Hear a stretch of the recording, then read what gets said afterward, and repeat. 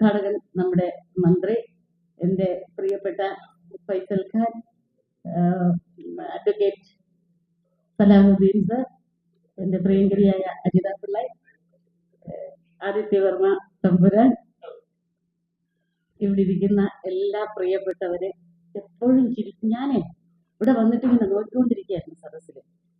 ഈ തമ്പുരാൻ ഇത്രയും ചിരിയാണ്, എന്തോ ഒരു പ്രസരിപ്പ. ശരിക്കും ഞാൻ അജിത പിള്ളയോട് ചോദിക്കുകയായിരുന്നു, ഞാനിങ്ങനെ നോക്കിക്കൊണ്ടിരിക്കുകയായിരുന്നു. ആ സമയം മുതൽ ഒരു പ്രത്യേക ചിരി, ഒരു ശരിക്കും ഭയങ്കര പോസിറ്റീവ്നെസ് ആയിരുന്നു. Thank you. ഞാൻ അത്യാവശ്യമായിട്ട് ഞാൻ നിങ്ങളോട് എല്ലാവരോടും ക്ഷമ ചോദിക്കുന്നു. ഇതിന് മുന്നേ പ്രസംഗിക്കേണ്ടവരൊക്കെ ഉണ്ട്. പക്ഷെ എനിക്ക് എൻ്റെ കുടുംബത്തിലെ തന്നെ ഒരു കല്യാണത്തിന് നിലമേലെത്തേണ്ടതുണ്ട്. കല്യാണം കഴിഞ്ഞാലും ഞാൻ എന്തോന്ന് അറിയില്ല. പക്ഷേ എന്നെ ഒരു പരിചയവുമില്ലാതിരുന്ന അജിത എന്നെ വിളിക്കാൻ എൻ്റെ CWCയിലേക്ക് വരുമ്പോൾ അന്ന് എനിക്ക് മനസ്സിലായി ഈ അജിത ഒരു തീപ്പൊരിയാണ് എന്ന്. അതുകൊണ്ട് തന്നെയാണ് ഞാൻ ഇനി എന്ത് അത്യാവശ്യമുണ്ടെങ്കിലും ഇവിടെ വന്നിട്ട് മാത്രമേ പോവുള്ളൂ എന്ന് എൻ്റെ ഒരു മനസ്സിൽ അതിനകത്ത് ഞാൻ തീരുമാനിച്ചതാണ്. അല്ലെങ്കിൽ തീർച്ചയായിട്ടും ഞാൻ ഈ പരിപാടി പങ്കെടുക്കില്ലായിരുന്നു. പക്ഷെ അതുകൊണ്ട് തന്നെ ഇത്രയും പോസിറ്റീവ്നെസ് ഉള്ള എല്ലാവരെയും കാണാൻ സാധിച്ചു. എന്നാലും ഞാൻ എൻ്റെ ഒരു 2-3 കാര്യങ്ങൾ മാത്രം പറഞ്ഞു. പിന്നെ എനിക്ക് ശരിക്കും പറഞ്ഞാൽ കുറെ കാര്യങ്ങളുണ്ടായിരുന്നു. നമ്മുടെ ആദിത്യവർമ്മ തമ്പുരാനെ കാണാൻ പറ്റി. എൻ്റെ കുട്ടിക്കാലം മുതലുള്ള ഒരു ആഗ്രഹം ഞാൻ ഇന്ന് പറഞ്ഞിട്ടുണ്ട്. അത് ഞങ്ങൾ ഒരാഴ്ചയ്ക്കുള്ളിൽ നടപ്പിലാക്കും. അത് സാധിച്ചു. എന്നാലും ഞാൻ ഇവിടെയുള്ള എല്ലാ പാരൻസിനോടും ഒരു 3 കാര്യം പറഞ്ഞുകൊണ്ട് ഞാൻ ഇന്നിപ്പോ MLA-യോട് കുറച്ച് കാര്യങ്ങൾ പറഞ്ഞു. ഞങ്ങൾ ഇത്രയും ഈ MLA-യുടെ CWCയിൽ ഞാൻ വന്ന ശേഷം ഏറ്റവും കൂടുതൽ കേസ് വന്നുകൊണ്ടിരുന്നത് MLA-യുടെ മണ്ഡലത്തിൽ നിന്നായിരുന്നു. പക്ഷേ ഞാൻ MLA-യുടെ അപ്പത്തിനോട് ഭയങ്കരമായിട്ട് ഡ്രഗ് കേസസ് വരുന്നു, പോക്സോ കേസസ് വരുന്നു. പക്ഷേ എങ്ങനെയാണെന്നറിയില്ല, ഈ MLA-യും ഒരു പകലും രാവും ഒരുപോലെ ഉറങ്ങാതിരിക്കുന്ന ഒരു മനുഷ്യനാണ്. അതുകൊണ്ട് തന്നെ ഇന്നലെ മലയങ്കീഴ് സ്റ്റേഷനിൽ നിന്ന് പോലീസ് കത്തുകൊണ്ട് വരുമ്പോൾ ഞാൻ ആ പോലീസ് ഓഫീസറോട് പറഞ്ഞു, ഈ മലയങ്കീഴായിരുന്നു ഞങ്ങൾക്ക് ഏറ്റവും പ്രയാസമുള്ള ഏരിയ. പക്ഷെ എന്തുകൊണ്ടോ ഇപ്പോ ഞങ്ങൾ CWCയിൽ സംസാരിച്ചുകൊണ്ടിരിക്കുക, കേസുകളൊന്നും വരുന്നില്ല. വളരെ വ്യത്യാസം വന്നു. കാരണം അദ്ദേഹത്തിന്റെ ഒരു പ്രത്യേക പ്രോജക്റ്റ് ഒപ്പം എന്നുള്ള പദ്ധതിയിലൂടെ അദ്ദേഹം ചെയ്യുന്ന ഉറങ്ങാതിരിക്കുന്ന MLA-ക്ക് പ്രത്യേകം നന്ദി CWC ചെയർപേഴ്സന്റെ ഭാഗത്ത് നിന്ന്. എൻ്റെ പാരൻസിനോട് ഞാൻ 3 കാര്യം പറഞ്ഞുകൊണ്ട് ഓടിപ്പോകും. 1, കണ്ണടയ്ക്കരുത്. കെട്ട കാലമായി പോയി ഇത്. മക്കളെ വെച്ചിട്ട് കണ്ണടച്ച് ഉറങ്ങുമ്പോഴും ഒന്ന് മനസ്സിന്റെ അകത്ത് എൻ്റെ മോൾ ആ റൂമിനകത്തുണ്ട്, അല്ലെങ്കിൽ എൻ്റെ മോൻ ഈ റൂമിനകത്തുണ്ട് എന്നൊരു ചെറിയ ബോധമുണ്ടാവണം. ഇന്നലെ ഒരു കുഞ്ഞ് വന്നു, ഇന്നലെ അല്ല പല ദിവസങ്ങളിലും 9ാം ക്ലാസ്സിൽ പഠിക്കുന്ന ഒരു കുഞ്ഞ് വന്നു. ആ കുഞ്ഞിന്റെ അച്ഛനും അമ്മയും ഒക്കെ നല്ല വെൽ സെറ്റിൽഡ് ജോലിക്കാരാണ്. അപ്പോൾ ഈ കുട്ടി 3:30 മണിക്ക് സ്കൂളിൽ നിന്ന് ചെന്ന് അമ്മയുടെ ഫോൺ ഓഫീസിൽ ചെന്ന് അമ്മയുടെ ഫോണായിട്ട് അങ്ങോട്ട് പോകുന്നതാണ്. കുറച്ച് കഴിഞ്ഞ് അമ്മയുടെ കയ്യിൽ കൊടുത്തിട്ട് പോയി. പിന്നെ വരുന്നത് 5:30, 5:45 മണിക്കാണ്. അന്ന് രാത്രി 2:30 മണിക്ക് കുഞ്ഞ് രാത്രി ഉറങ്ങുമ്പോൾ അച്ഛനും അമ്മയും ഒരു മോളും മാത്രമേ ഉള്ളൂ. ആ കുഞ്ഞ് പോയിട്ട് വെളുപ്പം രാവിലെ അച്ഛനും അമ്മയും അറിയില്ല വന്നു. കഴിഞ്ഞ ദിവസം SAT-യിൽ പ്രഗ്നന്റ് ആണ് കുട്ടി, 7 ആഴ്ച. SAT-യിൽ MTP ചെയ്യാൻ ചെല്ലുമ്പോഴേ ഡോക്ടർ പറഞ്ഞു CWCയുടെ ഓർഡർ ഇല്ലാതെ ചെയ്യില്ല എന്ന് പറഞ്ഞുള്ളതാണ്. ഇതൊരു കേസല്ല, ഒത്തിരി പെൺകുട്ടികൾ പ്രഗ്നന്റ് ആയി നമ്മുടെ അടുത്തേക്ക് വരുന്നുണ്ട്. സത്യം പറഞ്ഞാൽ ഈ നേരത്തെ മന്ത്രി പറഞ്ഞതുപോലെ തന്നെ ഇവിടെ ഒരു ശക്തമായ സർക്കാർ ഉള്ളത് കൊണ്ട് തന്നെയാണ് ഒത്തിരി കാര്യങ്ങൾ ഒന്നും നിങ്ങൾ ആരും അറിയുന്നില്ല. പക്ഷേ ഗംഭീരമായി നമ്മൾ കുട്ടികളെ രക്ഷിച്ചെടുക്കുന്നു. നമുക്ക് രക്ഷിച്ചെടുക്കാൻ പറ്റാത്ത ഒരു കാര്യമുള്ളൂ, നിങ്ങൾ ദയവ് ചെയ്ത് മക്കളുടെ കയ്യിൽ കൊടുത്തിട്ടുള്ള മൊബൈൽ ഫോൺസ് ഒന്ന് വാങ്ങി വെക്കണം. ഇൻസ്റ്റാഗ്രാമിൽ പരിചയപ്പെട്ട് ഇറങ്ങി അങ്ങ് പോവുക. മക്കളല്ല പോകുന്നത്, അതിൽ കൂടുതൽ പോകുന്ന ഭാര്യമാരെ കണ്ട് സഹിക്കാൻ വയ്യാത്തത് പറഞ്ഞു പോവുക. ഇന്നലെ കൗസർ എടപ്പകത്ത് അത് ഇൻസ്റ്റാഗ്രാമിൽ കണ്ടിട്ട് പ്രേമം നല്ലതാണേ, പ്രണയം നല്ലതാണേ, വയസ്സാം കാലത്ത് മരിക്കാൻ സമയത്തും പ്രണയം വേണം. അതിന് പ്രശ്നം നമുക്ക് കണ്ണുകൊണ്ട് പ്രണയിച്ചൂടെ. ഞാനിപ്പോ തമ്പുരാനെ പറഞ്ഞു, എല്ലാവരെയും പറഞ്ഞു, എന്താ പ്രണയിച്ചൂടെ, എന്തെങ്കിലും പ്രണയിക്കൂ, സന്തോഷം നിറയ്ക്കൂ, എല്ലാവരിലും പ്രണയം നിറയട്ടെ. പക്ഷേ ഈ മക്കളെ ഇട്ടിട്ട് വേറൊരാളുടെ കൂടെ പൊക്കളരുത്. അത് കുട്ടികൾ വല്ലാണ്ട് അനാഥരായി പോകുന്നു. കണ്ട് കണ്ട് കണ്ട് സഹിക്കാൻ വയ്യാത്തുണ്ട്. എന്നിട്ട് അയാൾ പോയി വേറെ കിട്ടുന്നു, ഭാര്യ പോയി വേറെ കിട്ടുന്നു. മക്കൾ എന്താ പിടിച്ച സർക്കാർ? ഇത് കഷ്ടമാണ്. അവരുടെ ഗതികേടാണ്. കുഞ്ഞുങ്ങളെ കണ്ടിട്ട് സഹിക്കാൻ പറ്റാത്തത് ഞങ്ങൾക്കാണ്. ഒരു കുഞ്ഞെന്നോട് ചോദിച്ചു, അമ്മ അന്നൊന്ന് വിളിച്ചോട്ടെ. ഞാൻ ചോദിച്ചു, എന്താ മോനെ ഡ്രഗ്സ് അടിച്ചിട്ട് ഇങ്ങനെ ആയത്? അമ്മ, എനിക്കൊന്ന് ഉറങ്ങണ്ടേ? എന്റെ അച്ഛനും വേറെ പോയി കെട്ടി, എന്റെ അമ്മയും വേറെ പോയി കെട്ടി. ഞാൻ ഇങ്ങനല്ലാതെ പിന്നെ എങ്ങനെ ആവണം?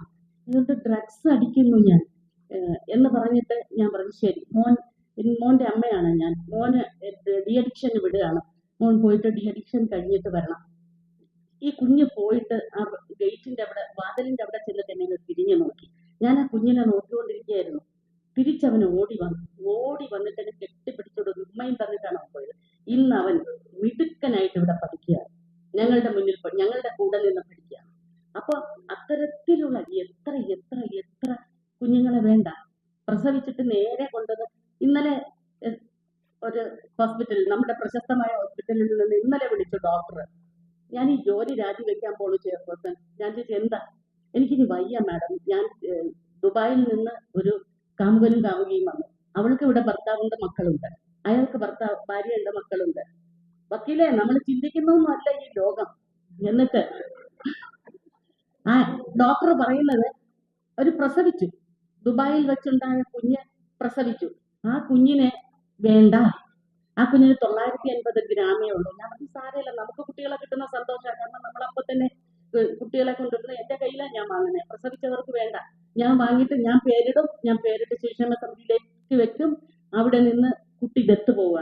മക്കളില്ലാതിരിക്കുന്ന ആ പാരന്റ്സിന് കുട്ടിയെ കിട്ടുമല്ലോ. അപ്പോ വെയിറ്റ് കുറവാ, 950 ഗ്രാമേ ഉള്ളൂ. ഈ കുഞ്ഞിനെ വേണ്ട, 2 ആഴ്ചക്കുള്ളിൽ ഞങ്ങൾക്ക് പോണം, ഞാൻ പോലീസിനെ അറിയിക്കട്ടെ? ഞാൻ പറഞ്ഞു, തീർച്ചയായും അറിയിക്കണം. അപ്പൊ ഡോക്ടർ വീണ്ടും ചോദിക്കുന്നു, അങ്ങനെ വന്നാൽ ഇവരുടെ ജീവിതമില്ല, ഗൾഫിൽ പോകാൻ പറ്റത്തില്ല, പിന്നെ അവർക്ക് എങ്ങനെ ജീവിക്കാൻ പറ്റും? എനിക്കും അറിയില്ല ഡോക്ടർ. ഇത് സ്ഥിരമായി നടക്കുന്നു. ആൺകുട്ടികളെക്കാൾ ഉപരി പെൺകുട്ടികൾ ഡ്രഗ്സ് അടിച്ചു വരുന്നു. അങ്ങനെ അങ്ങനെ അങ്ങനെ. അപ്പം എനിക്ക് സമയമില്ലാത്തത് കൊണ്ട് ഞാൻ മൂന്ന് കാര്യം ഒന്നും കൂടി ഓർമ്മിപ്പിക്കുന്നു. മക്കൾ ഉറങ്ങുമ്പോൾ ഈ ജഗതി ഏതോ ഒരു സിനിമയിൽ മറ്റേ വിർക്കിലി എടുത്ത് വെച്ചിട്ടിരിക്കില്ലേ, അതേ കണക്കിരിക്കേണ്ട കാലമാണ്. ശ്രദ്ധിക്കണം. പെൺകുട്ടികളും രാത്രി നമ്മുടെ ഇഷ്ടം പോലെ കുട്ടികൾ CWC പോകുന്നുണ്ട്, അതിലൊന്ന് ശ്രദ്ധ വേണം. മൊബൈൽ ഫോൺ വാങ്ങി വെക്കണം. സ്ത്രീകളും ഇൻസ്റ്റാഗ്രാമിലൂടെ പരിചയപ്പെട്ടോളൂ, പ്രേമിച്ചോളൂ. പക്ഷേ ഭർത്താവിനെയും മക്കളെയും കളഞ്ഞിട്ട് പോകാൻ പറ്റത്തില്ല.